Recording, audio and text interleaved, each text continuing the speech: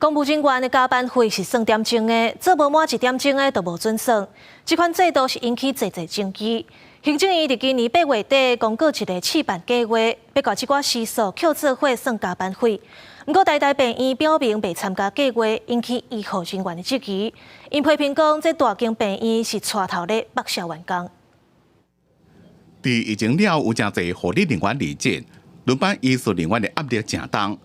台大病院的公职护理师就讲，病室内有真侪轮班公职医术人员的台大病院，最近就对内部明确的表示，经过评估了，将袂加入轮班轮休公务人员加班有所并举的试办计划。医院甚至在内部的讨论会议里面说到说，拒绝试办是为了避免加班申请腐烂这种字眼。医院经常将薪水小偷的形象投射到每一个员工的身上，忽略大多数人其实反而是在这种现况下根本就没有办法拿到加班时数，却还是不会擅离岗位。护理师讲，病院方面希望大家替大局想，和公职人员身份的员工加班变做伫咧做功德，实际上就跟他欠薪水同款。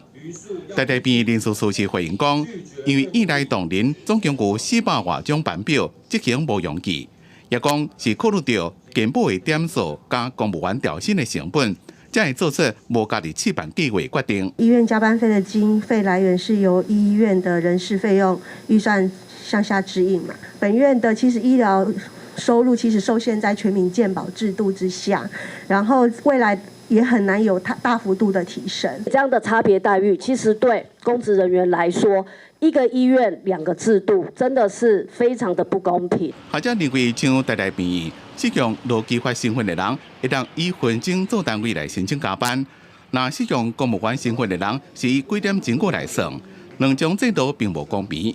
卫生部是回应讲，对于劳资无同的意见，希望双方会当协商沟通。记者综合报道。